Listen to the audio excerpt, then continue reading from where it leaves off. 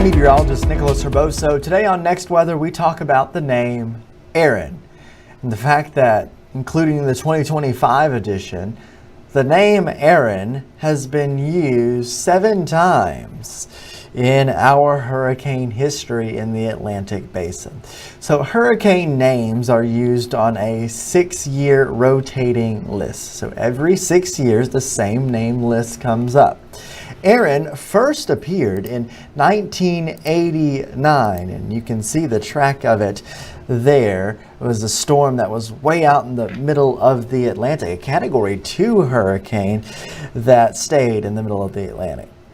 The next edition that we can see is a rather interesting one for us locally, 1995's Hurricane Erin, Category 2, that made landfall in northwest Florida.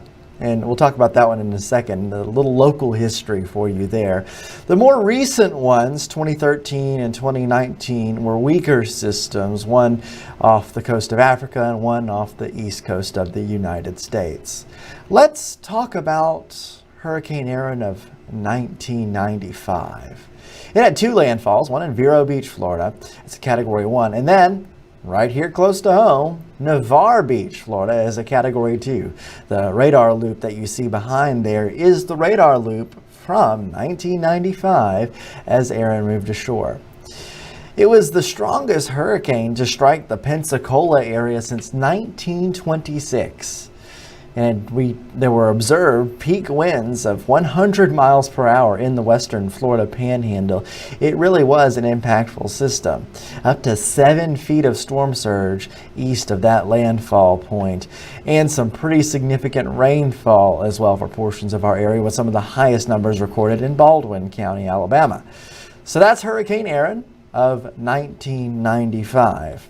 The next Erin to talk about happened in 2001. This was the longest lived hurricane of the 2001 hurricane season, and it was a pretty significant storm. However, on September 11th, 2001, Hurricane Erin was sitting off the northeast coast. There was high pressure in place, and on September 11th, 2001, many remember that it was a very, very clear day, especially across New York City in the Northeast. This satellite picture shows smoke from the World Trade Center site blowing from north to south. This was after the September 11th attacks occurred. The flow around the hurricane, blowing the smoke from north to south. This is an infamous satellite picture taken from Hurricane Erin in 2001. Weird moment of history intersecting with a moment of weather there in the Northeast.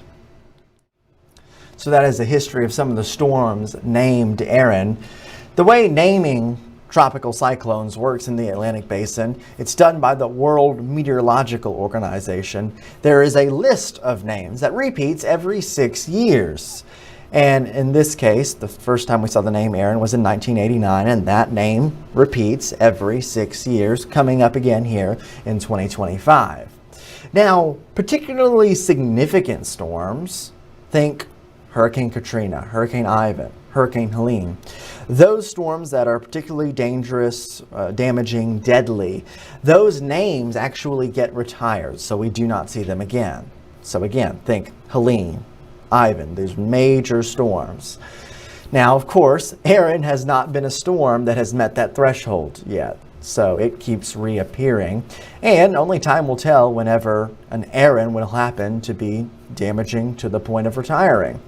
Either way, we'll see the name reappear every 6 years until that happens, and we will see what the 2025 edition of Erin will do. I'm meteorologist Nicholas Herboso.